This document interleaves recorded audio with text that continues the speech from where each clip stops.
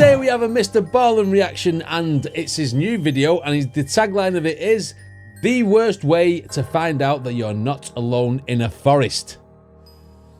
I think we already did that with Predator, didn't we? That was a great film. Anyway, let's see what Mr. Ballen does to the like button.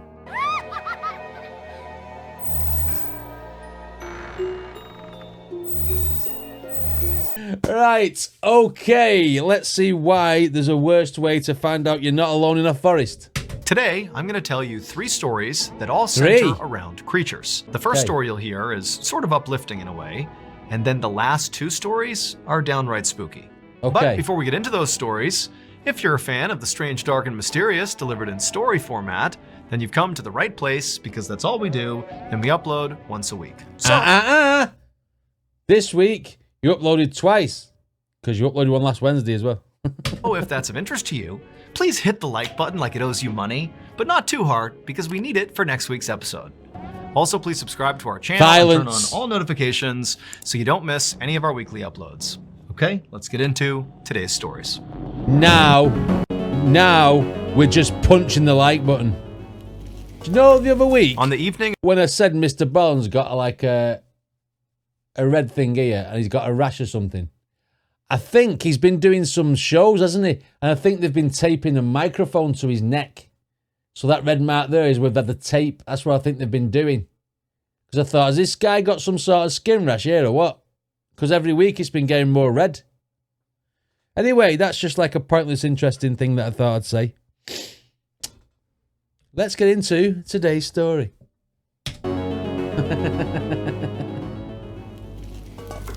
On the evening of December 24th, 2001, a 48-year-old businessman named Kevin Butler was in his kitchen inside of his home in Dallas, Texas, preparing food. Right. The following day, he was going to bring this food to a Christmas party at his friend's house. And as Kevin was preparing this food, he heard his friend Larry, who spent a lot of time at his house, call to him from down the hall.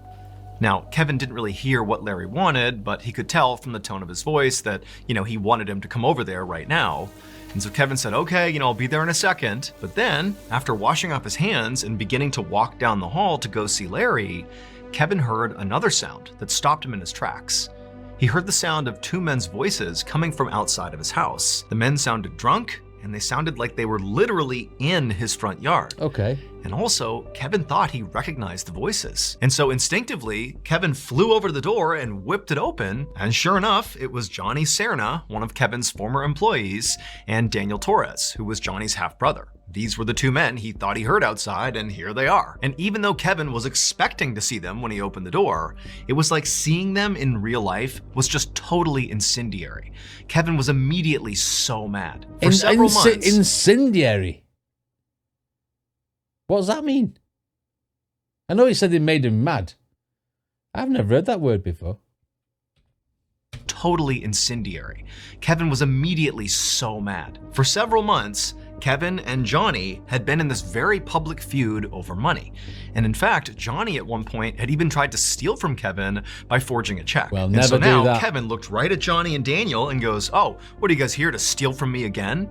And in response, Johnny didn't say anything. He just charged forward and punched Kevin square in the face. Kevin was... See, now that's why you said punch the like button. Mr. Ballen's full of incendiary rage. Say anything, he just charged forward and punched Kevin square in the face. Kevin was so stunned that he practically fell over, and then before he could do anything, Johnny and Daniel had pummeled him to the ground and were kicking and punching him, and then they dragged him further into his house and slammed the door behind him. Okay. Kevin continued to try to get away, but he just couldn't. One of the brothers was holding him down, and then before long, one of the others had gone off and come back with electrical cord, and they tied him up.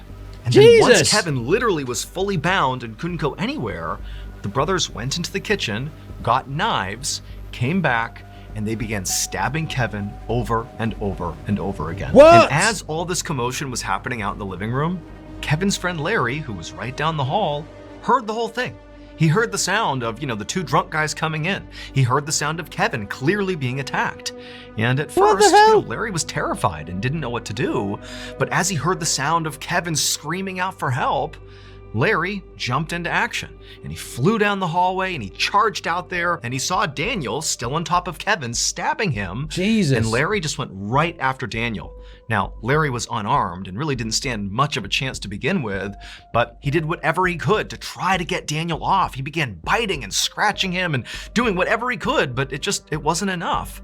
And eventually, Daniel overpowered Larry, and then before long, Johnny and Daniel were not just stabbing Kevin, but were also stabbing Larry. Shit. And so in the end, both Kevin and Larry, the two friends, were stabbed to death. And then after they were dead, Johnny and Daniel fled the scene. But what the two half-brothers didn't know was that even though they had just killed Larry, Larry had actually just made sure those two brothers would get caught. Because when Larry tried to fight Daniel off, DNA. he had literally bit Daniel and gotten Daniel's blood on his mouth. And ultimately, when the police showed up, they took the blood from Larry's mouth, and that was DNA evidence, and it led them right to Daniel. And so Daniel and Johnny were soon arrested and charged with murder. However, they were only charged with one murder. And that's because during the attack, when Larry flew down the hall to try to protect Kevin, well, he literally flew. Because Larry was not a person. Larry was Kevin's pet cockatoo, and he was named after Larry Bird. Kevin had adopted Larry 2 years earlier, and the two had become like best friends. And so when Larry heard his best friend Kevin being attacked, he flew in to try to help. And he wound up clawing and pecking at Daniel's head, ultimately getting Daniel's blood on his beak. Which I know flew down the hallway, but when someone's in a rush, you say, I'll fly down the hallway, I'll be there. You know what I mean? That's a figure of speech for someone running somewhere very quickly. I didn't actually take it, like, literally, that he flew down the hallway and it was a frigging parrot or whatever it was. Ended up clawing and pecking at Daniel's head, ultimately getting Daniel's blood on his beak, which led to their arrest. Daniel Torres and Johnny Cerna were both ultimately convicted of murder and sentenced to life in prison. Cockatoo, sorry. I like that cockatoo. What a guy. Guess the saying like happy as Larry doesn't like really doesn't really apply here, does it? Larry is a legend. Right, okay, face peelers. Story number 2. Let's get it. Face peelers. At 6:30 p.m. on July 29th, 2023, wow, a 15-year-old girl 2 years ago named Talia Davila Diaz stood right outside her back door of her house, staring out at the thick, dense, shadowy rainforest that was her backyard. Talia lived in a tiny, isolated village in Peru that was literally in the middle of the Amazon rainforest. Right. So as she was looking out, I mean, she would have seen these huge tropical trees and heard the sound of howler monkeys and exotic birds and animals moving all about, and the air would have been really thick and humid. But she wasn't thinking about any of that. Instead, she was focused on this grapefruit tree that was only a few yards away from her house. Right. She wanted to go get a grapefruit and bring it inside and make juice for her family. However, Talia was scared. And she was scared for 2 reasons. The first reason was this was the Amazon, an inherently dangerous place, especially at night. There were loads of predators out there, like snakes and jaguars.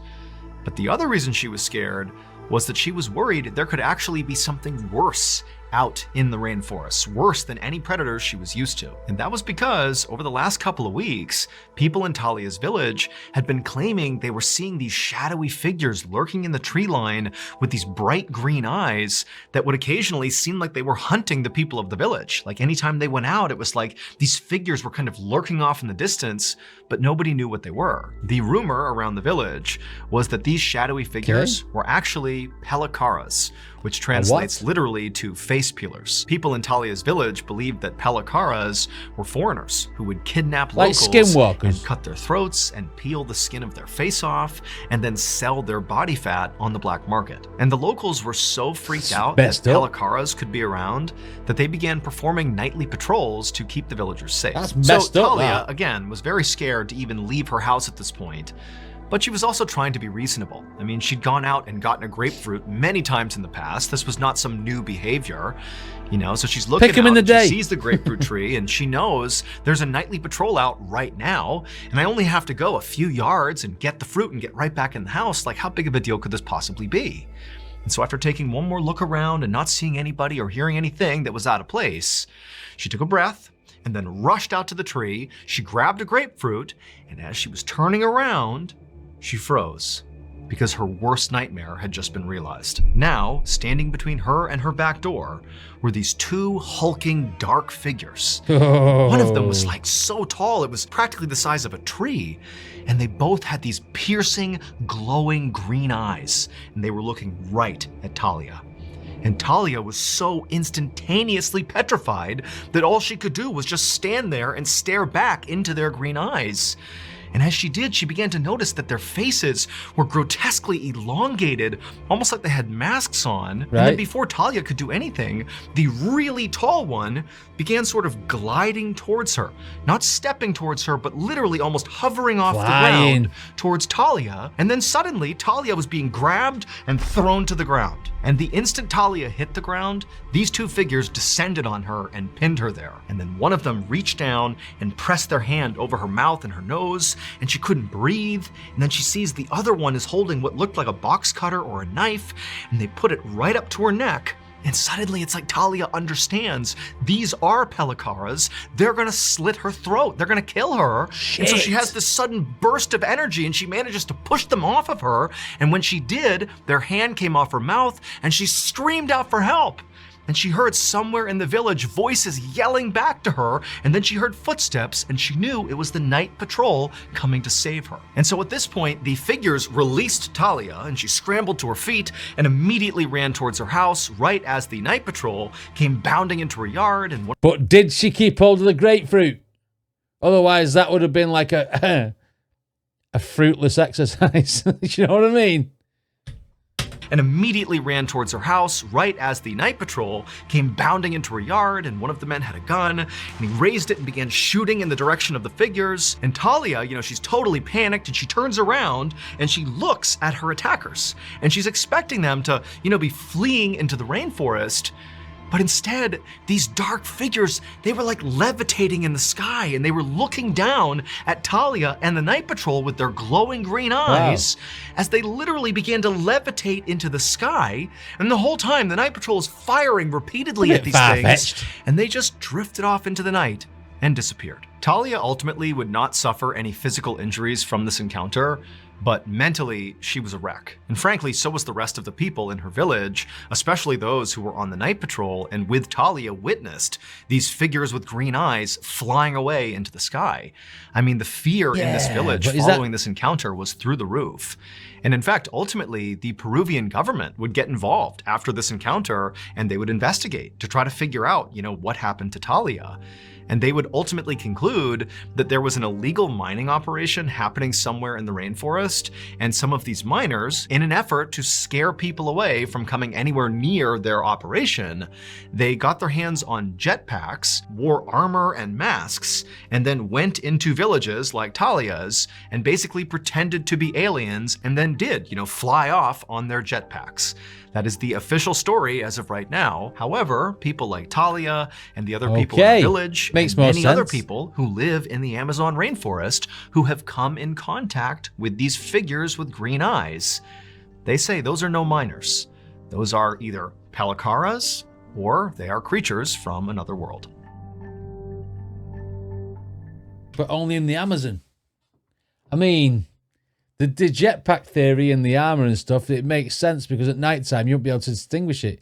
But I mean, to be as tall as trees, with some big people or small trees. I mean, I don't know about that one. I mean, some people have vivid imaginations sometimes and say things that like they think they saw, don't they? You know what I mean? We'll stick a pin in that one. Let's see what the last story is. Claw marks.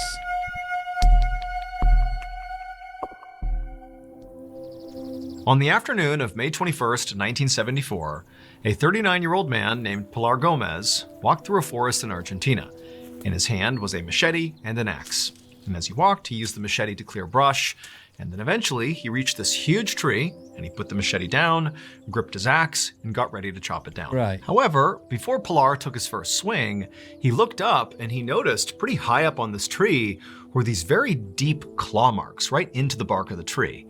Now, at first he thought, oh, that's gotta be, a bear's claw marks. But the more he looked at it, the more he realized that would have been an enormous bear to leave marks like those. I mean, these are deep and wide claw marks. Right. Now, Pilar was a professional lumberjack, and he actually lived in this section of forest. He owned this plot of the forest. His cabin was only a few yards away, and he was used to coming in contact with the wildlife, like bears. Now, his friends and family thought he was crazy for living out here. I mean, his neighbors were miles away. He didn't have a phone or a car. He lived totally alone. And so, in virtue of living in this isolated forest, Pilar routinely came across animals that lived out here, like bears. And it didn't really frighten him. He sort of understood that's part of living out here. Yeah. But he knew his thing friends... with bears is, if you stand up, I mean, obviously you're not going to be able to take one on. But if you make loud enough noises, like with a pistol or something, like, you know, they tend to run away. Unless, obviously, I think the aggressive ones are the grizzlies, aren't they? They're the ones they probably stand the ground even if you've got a gun. You might need a rifle if I get take one of them out. Let's go. They frighten him. He sort of understood that's part of living out here. But he knew his friends and family thought he was totally crazy for living out here. And not just because it was so isolated, not just because he didn't have a car or a phone and was totally alone basically 24/7, but because, according to local legend, this particular forest was effectively haunted. There were these apparent unnatural huge creatures that roamed this forest and would prey on people like Pilar.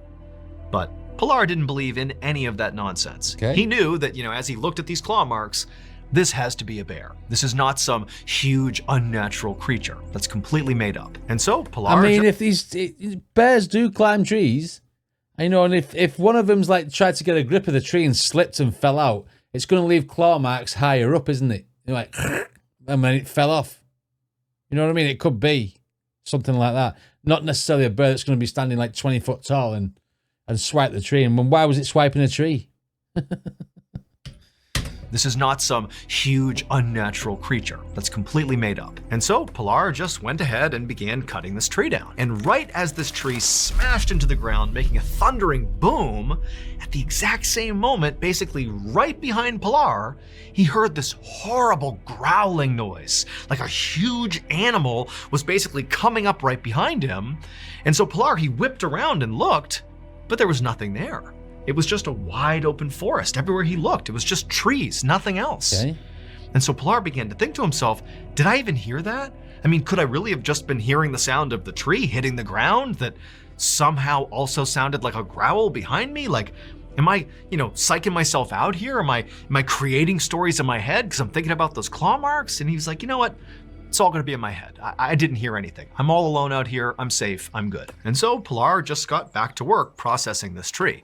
For the next couple of hours, he didn't see or hear anything strange. He just continued to chop this tree into smaller pieces, and then he would carry those pieces right over to his cabin, which again was not far away, and he stacked up this huge pile of lumber right beside the side of his cabin. And then finally, when the tree was all processed and Pilar was back in his cabin, he realized he was pretty hungry. At this point, it was getting dark outside and it was time for dinner. Typically, Pilar would eat his dinner outside. He enjoyed listening to the crickets and just feeling the warm night air, and tonight was no exception.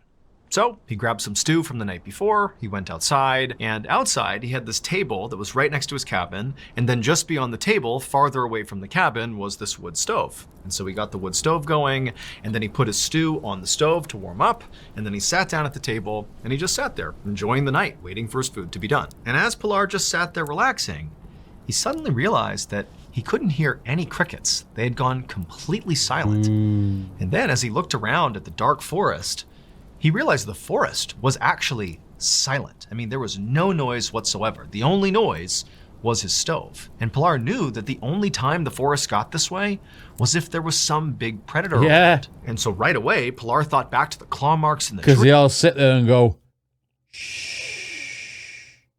All the animals combine.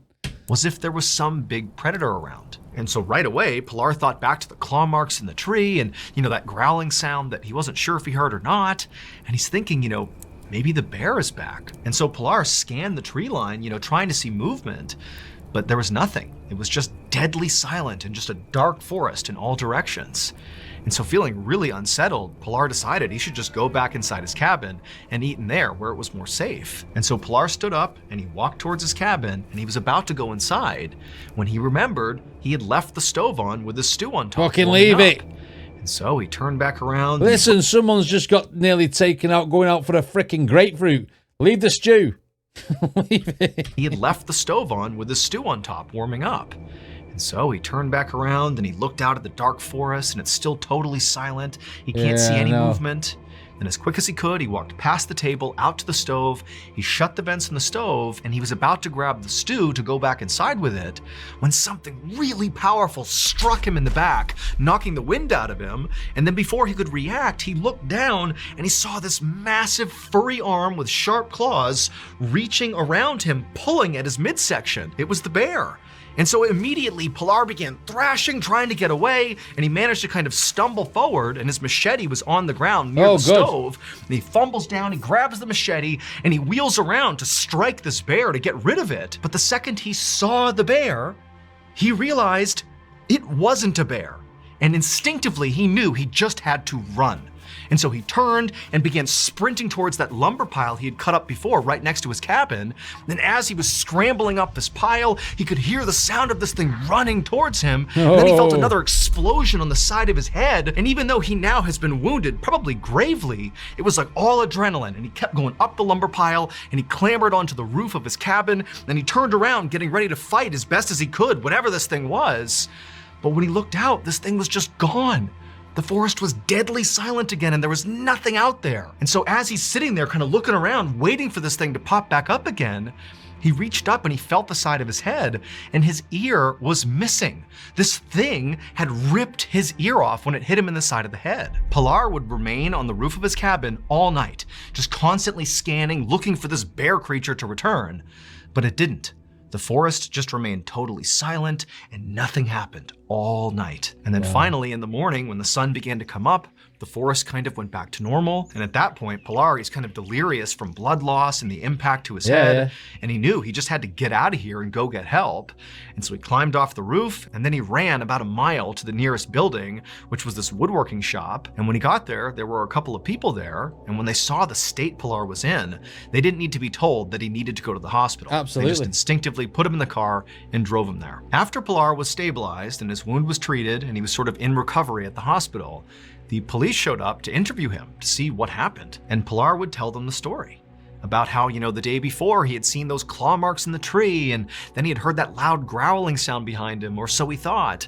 And then that night, this bear had attacked him at his cabin and he said at some point he had broken away and grabbed the machete and he turned to defend himself and he got a good look at this bear. But he said it wasn't a bear. I know Mr. Ballen likes to drag it out towards the end to tell you what it was. I'm intrigued now, because if it wasn't a bear, what's tried to rip his ear off and how did he, what sort of animal, if you've got a machete, right, would make you decide to, I've got to run? You know what I mean? A machete's a big knife. Grabbed the machete and he turned to defend himself and he got a good look at this bear. And it was at least 6 feet tall. It was covered in black hair, had sharp claws. I mean, it was every bit tall as a bear, me. Except its face. It wasn't a bear's face. It was a human face. Now, to this point, as Pilar was telling his story, one of the police officers was taking notes. Everything Pilar said, he was writing it down. But when Pilar began talking about the bear with the human face, the officer just stopped taking notes. And the officer said, that can't be true. There aren't any bears with human faces. But Pilar, he's like a rugged lumberjack who lives in the forest by himself. And he's telling these officers, I know how crazy this sounds. I know it's not realistic, but I'm telling you what I saw is this bear with a human face. That's what I saw. But the officer just 100% did not believe him. And ultimately, this went down as simply a bear attack, and that was it. The case was closed. However, despite what the police said, since the attack on Pilar, there have been at least 30 people who have come forward to say they either saw firsthand or were attacked by this bear-like creature with a human face in that forest in Argentina. Sightings are so common that locals even came up with a name for this creature. They call it the Ucumar. And to this day, nobody has any idea who or what it is. Sounds like an urban legend to me, that. I mean, it probably was. You might get all these people who come and say, oh, somebody's seen something in the forest. So what we'll do is to get our faces on the news or to get our stories heard or, to get a little bit of fame for a minute, we'll say, Oh, well, I've been attacked by that as well. You know what I mean? I'm not too sure. Yeah, it's probably a bear. Do you know what I mean? It was probably a bear. I don't think it any sort of Yeti or any sort of Sasquatch or anything like that. It was probably a bear. And it was dark. Don't forget it was dark. Some interesting stories there from Mr. Ballen. What did you guys think? Let me know in the comments. Don't forget to subscribe to his channel and check out his stuff because he absolutely deserves it. And I'll see you next time.